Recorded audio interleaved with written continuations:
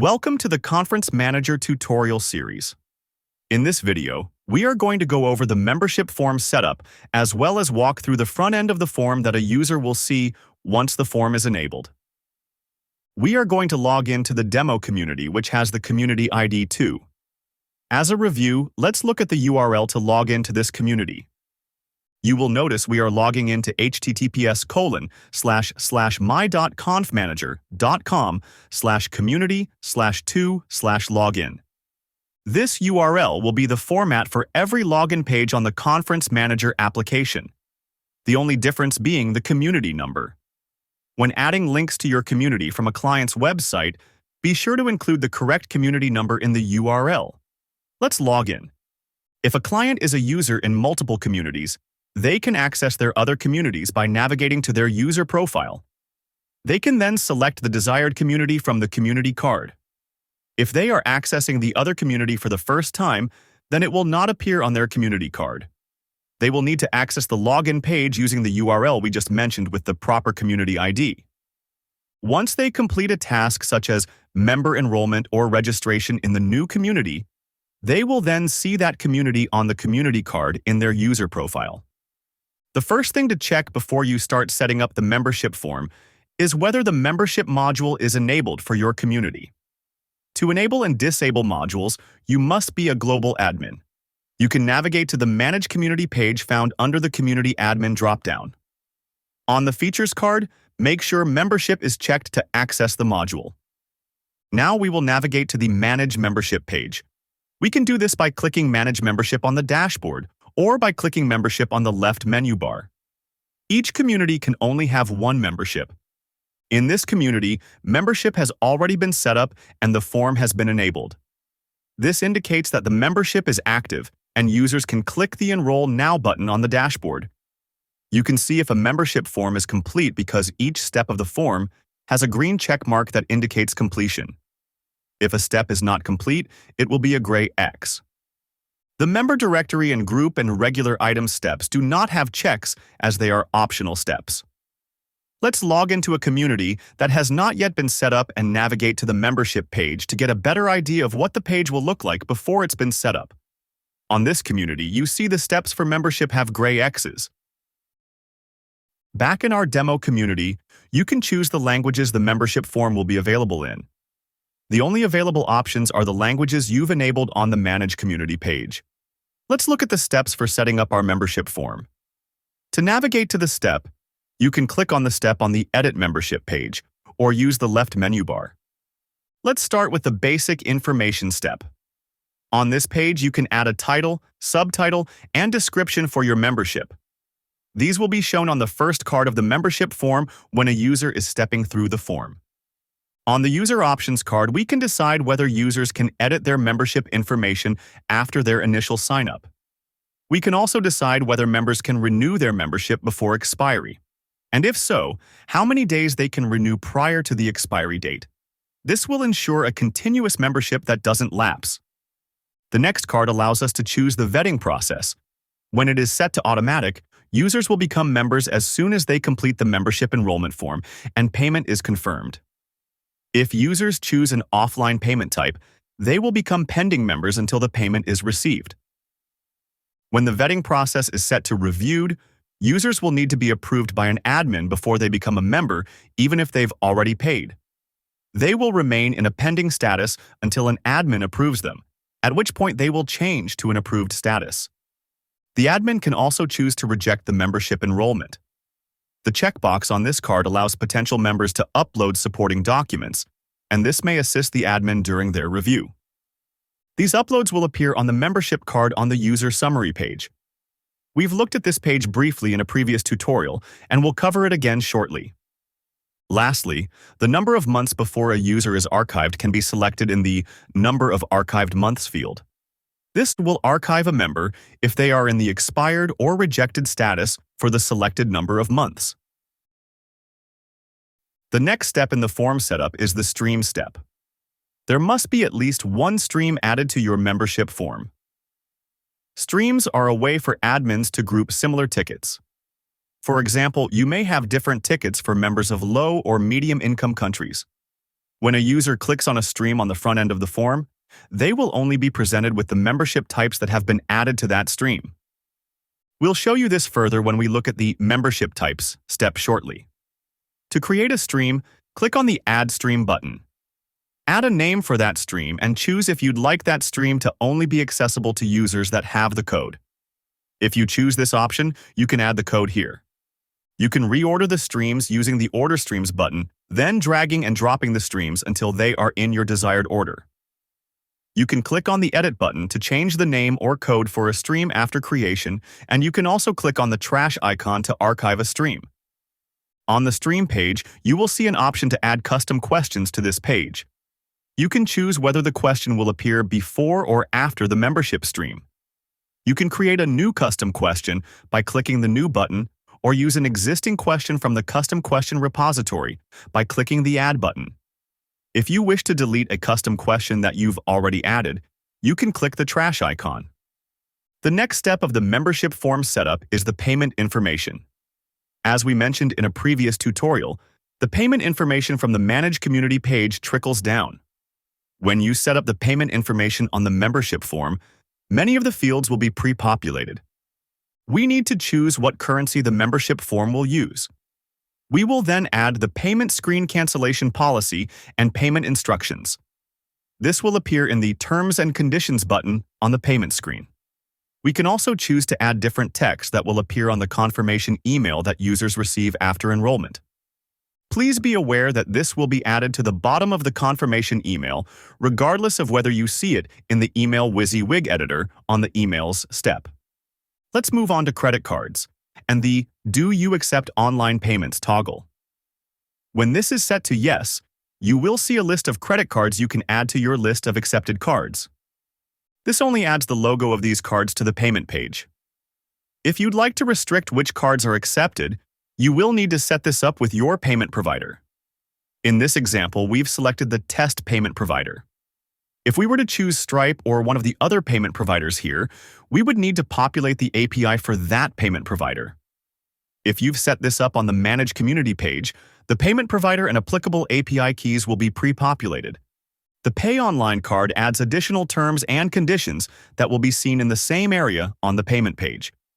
Since we've covered the Pay Offline card in another tutorial, we will skip this card and bring your attention once again to the custom questions at the bottom of the screen.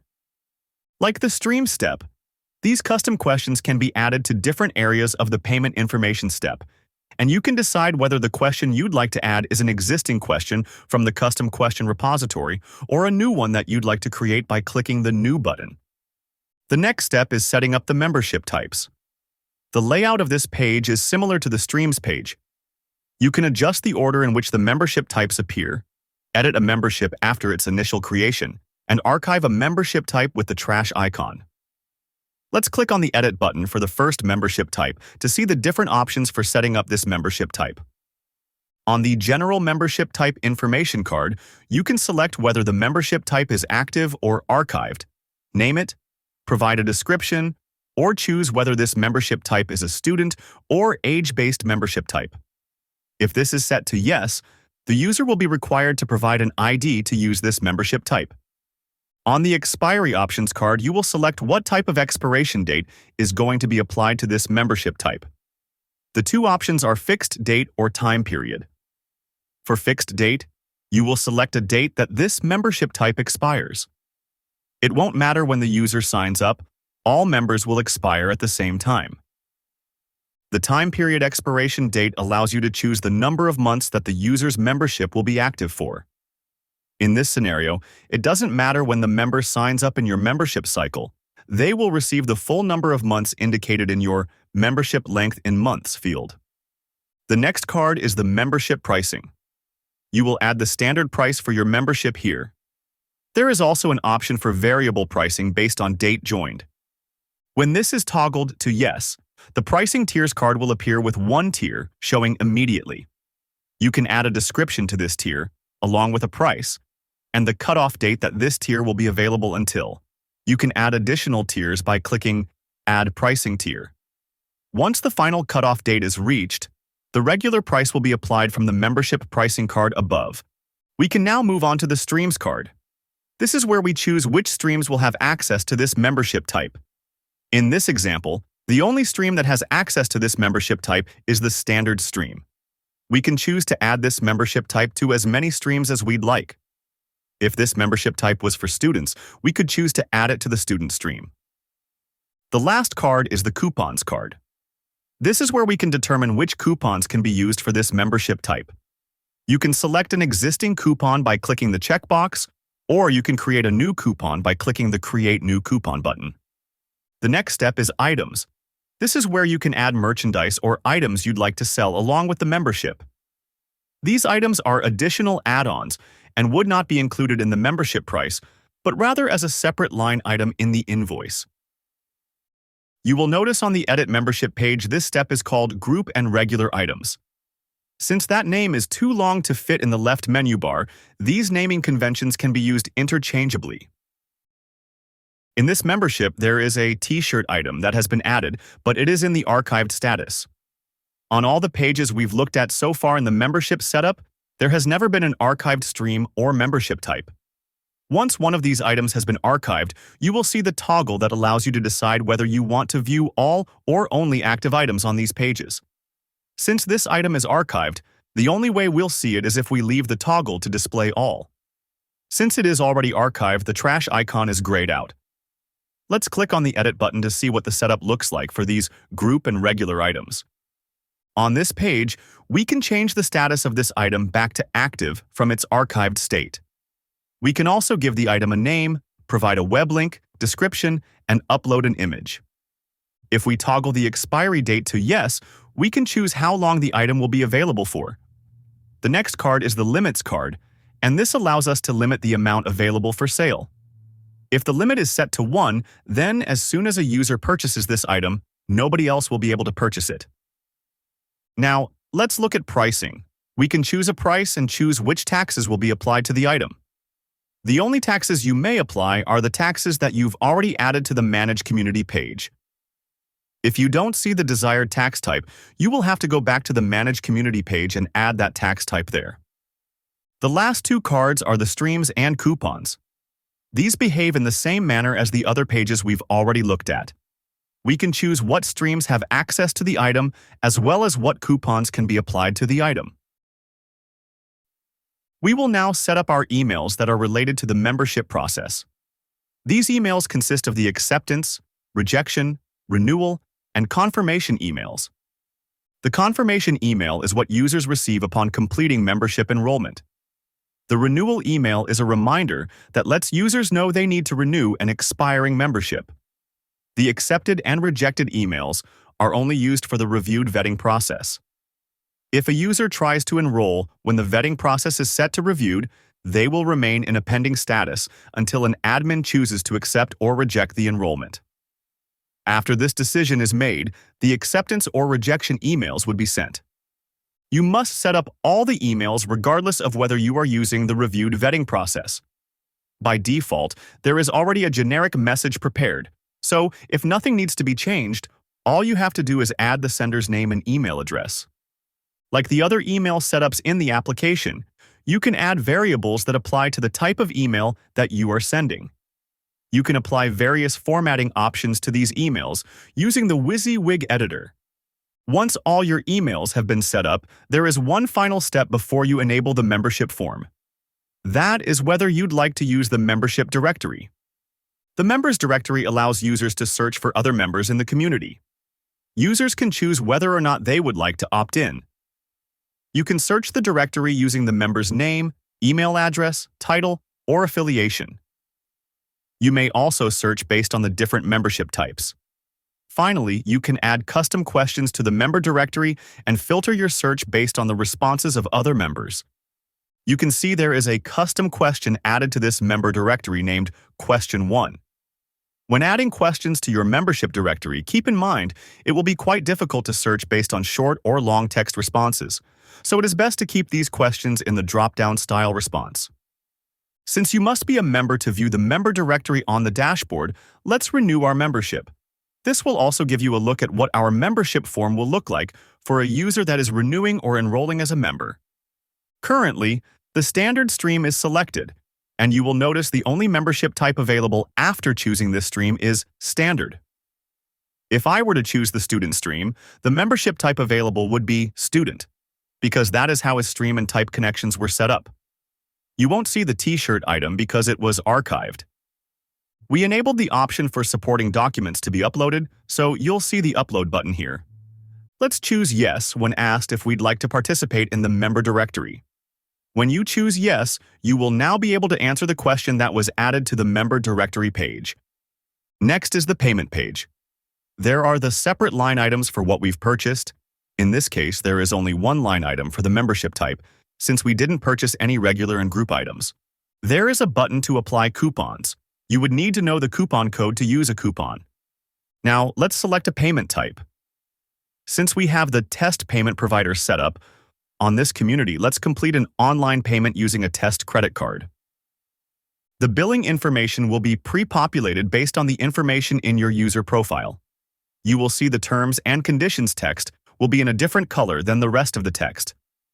If we click on that, we will see the payment cancellation terms and conditions, and the general terms and conditions that we set up on the basic information step.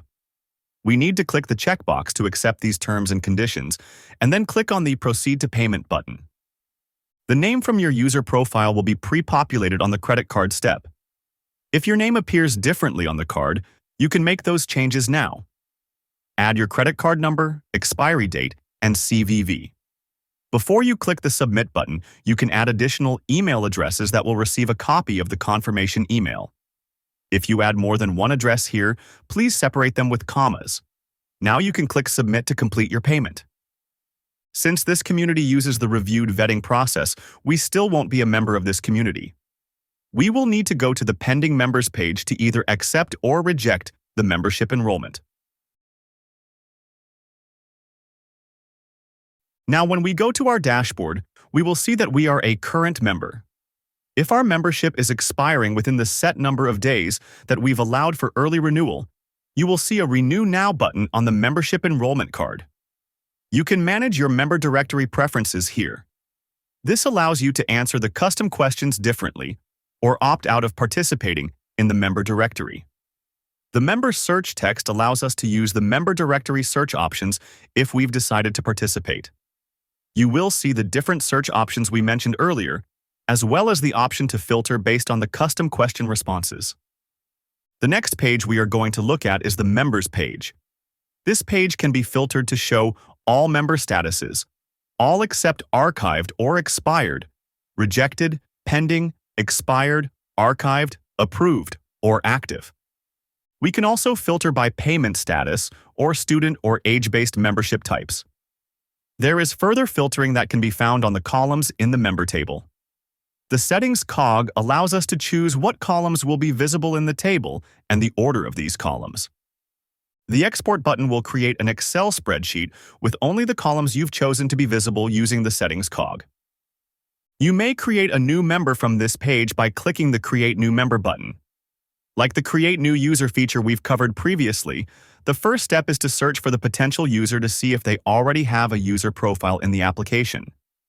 If you find them using the search field, you can click on their name and complete the membership form on their behalf. Again, a useful tip for admins when performing these tasks on behalf of a client, on the payment page, select an offline payment option. This will allow you to complete the enrollment and send an invoice email from the user summary page so they can click on the payment URL in that email to complete their online payment. If you do not find the user in the application, you will have to first click on the Create New User button and complete the user profile creation before you are able to create a new member. Back on the member page, you will see the Edit button, which will allow an admin to edit the user's membership form on their behalf. The drop-down on the Edit button gives you the option to send an invoice email. You may go to the Payments page that we've covered in previous tutorials. Lastly, we can access the user summary. We've seen this page when we covered the user page under the Community Admin drop-down. Since this page contains a summary for all the modules within the application, we will continue to come back to this page in future tutorials. The membership-specific tasks we can perform on the user summary page are found on the membership card. The first option in the dropdown is the Edit Status button, and this allows us to edit a user's membership status and expiry date. If we choose to change a user's status to expired, the expiry date will automatically be changed to the current date. The next button is another way to send an email confirmation. This is the same feature we saw in the Edit dropdown on the previous page. The Edit button is also the same as the Edit button on the member page and simply allows you to edit a user's membership enrollment on their behalf.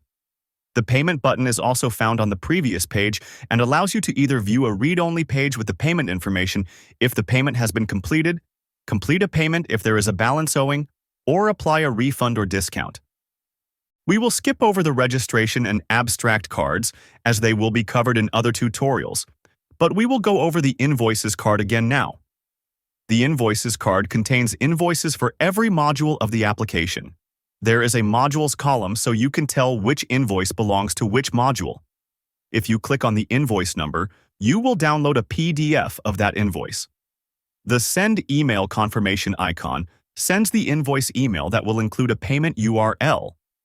If there is a balance owing, a user can click on that URL to be taken straight to the payment page for that invoice. The View Invoice button will open the invoice in a new tab rather than downloading it. The Edit button will take you to a read-only page that shows all the invoice details, as well as each line item and the taxes being charged. Lastly, there is another Payment button found on the Invoices card. If there is a balance owing, you can create a payment or a discount. If there is not a balance owing, you can create a refund. The next page we will look at is the Payment Summary page. This page allows you to filter payments by either paid or unpaid, as well as a date range. This will show a summary of all the payments that were made on invoices associated with the membership module of this community.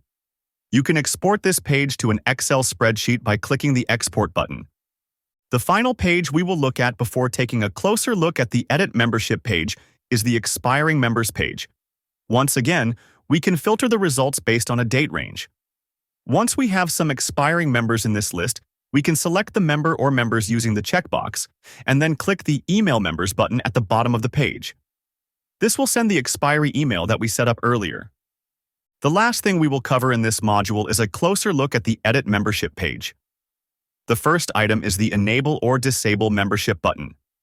We can toggle this on or off, and it will determine whether users will see the membership enrollment option on the dashboard. The next button is the Preview Membership button, which we will go over later. This will allow us to step through the membership form to ensure it is set up properly. The only pages you will not see in this preview mode is the Edit User Profile and Payment page. Next, we will cover the clickable links below the steps. The first 4 links here correlate to the pages we've already covered in the left menu bar. The Members page goes to the Members page. The Payment Summary is the same as the Payment Summary in the menu bar.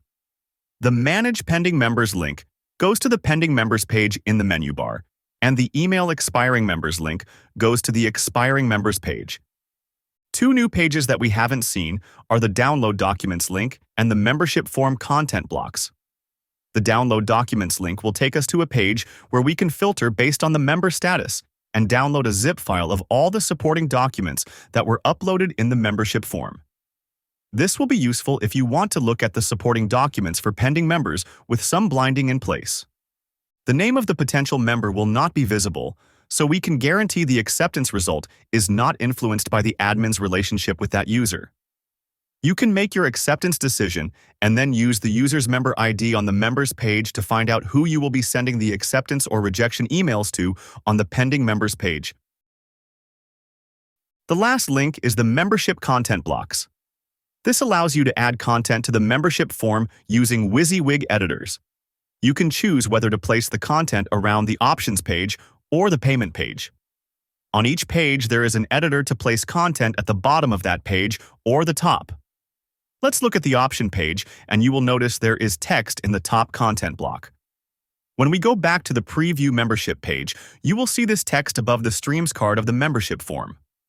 Below the Edit Membership Information card, you will see a financial report that is filtered by date. This report is aimed to assist your bookkeeper in managing your membership finances. You can find the columns and data that are included in this report in the user manual. The final area we will look at on the Edit Membership page is the Statistics area. This page shows many different statistics relating to the membership module. Before we end this tutorial, let's click on the Preview Membership button to look at what our form looks like for users on the front end. The preview will open in a new tab. You will not see the Edit User Profile page that a regular user would see. You will see the membership title, subtitle, and description. We have added a content block to the Streams page, and it appears at the top of this page. Below the content block, we see the streams. After you choose a stream, the corresponding member types will appear. We can choose a membership type and upload any necessary documents for the vetting process. The last option is whether the user wants to opt in to the member directory. Normally, after that step, you would be taken to the payment page, but the preview does not include that page. If you set up a content block on the payment page, you can enroll or renew the membership to check it. You can go through the whole form as we just did in the preview, but this time you will be taken to the payment page. Before completing your payment, click on the Cancel button so you don't create unnecessary members in your testing process. This brings us to the end of this tutorial. As always, if you have any questions after watching these tutorials, please reach out to support@confmanager.com.